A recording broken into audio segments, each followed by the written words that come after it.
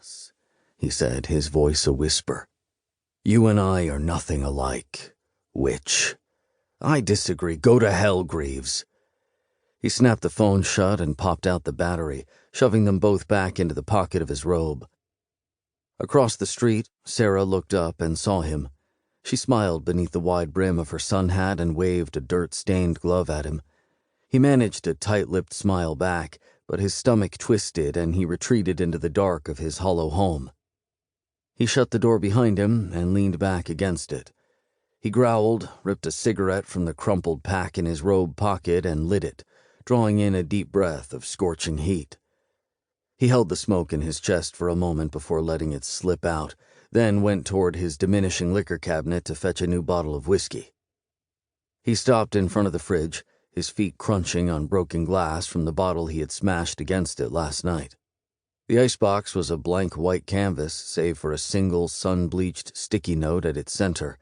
The adhesive had long since failed, so he had used a magnet to keep it in place. The magnet covered up the top half, but the bottom read, "Take care of yourself," in a painfully familiar and feminine hand. He read it, over and over again. Then he took a deep breath and ground the cigarette out on the heel of his palm. It hurt, and all he could think was, good. He put the cigarette back in the pack, got out the broom, and swept up the broken glass. He started toward the liquor cabinet again before stopping himself. "Hydrate, idiot," he croaked at himself. He filled a tall cup with water from the sink and forced himself to down the whole thing. Then, and only then, did he go to the liquor cabinet and withdraw his second-to-last bottle of whiskey. He cracked it open and took a swig before he settled back in at the window. There was little else to do but watch the day slip away. Just then the sound of an engine came. It wasn't the throaty rumble of the old mail truck that patrolled the neighborhood, nor the quiet rush of the usual suburban sedans. It was smooth and quiet, hardly a whispering breath as it came closer. If the street hadn't been silent, he might never have heard it coming. But he did hear it, and he also recognized it. "Bastard," he growled, slamming the blinds closed until only the thinnest slat of light eked through. He watched the road, waiting.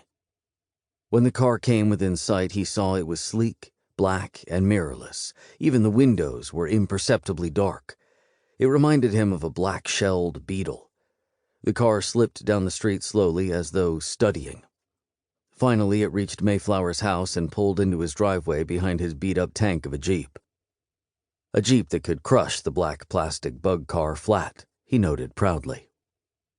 The car's door opened and out stepped a man clad in a fine and expensive black suit. He wore a pair of stylish open-rimmed glasses on his hawkish nose. Mayflower spat a curse and took a deep, deep swig from his bottle. "Greaves," he muttered over the burn of the liquor. "You son of a bitch." Greaves walked up to Mayflower's door and knocked in 3 precisely identical motions.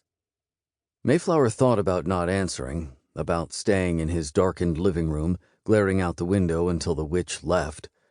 But that wouldn't be the end of things. 3 more knocks, exactly as the last. "I know you're home, Les. I just called you." "I'm coming," he barked, stomping to the front door and throwing it open. "What are you doing here?" Greaves offered him a polite smile. "I called you while I was on my way. Figured you'd throw a tantrum and hang up on me." "You want to see what a tantrum looks like?" Mayflower asked quietly. Greaves straightened his tie, annoyingly unperturbed by the threat. "I'm not here to fight. I wanted to tell you myself before you found out." He stopped. Something was wrong. "What?" "Samantha is dead." Mayflower heard something shatter at his feet, and he numbly looked down to see it was his bottle of whiskey. He stared at the mess of broken glass and splattered liquor for a long moment before looking back to Greaves. "How?" he asked. In her line of work it was inevitable, he knew that. But Samantha Mansgraff was tough, the toughest witch he'd ever met, and he'd been half convinced she'd outlive him despite already being his senior by a century or more. "We're not sure yet," Greaves said. "But it was unpleasant."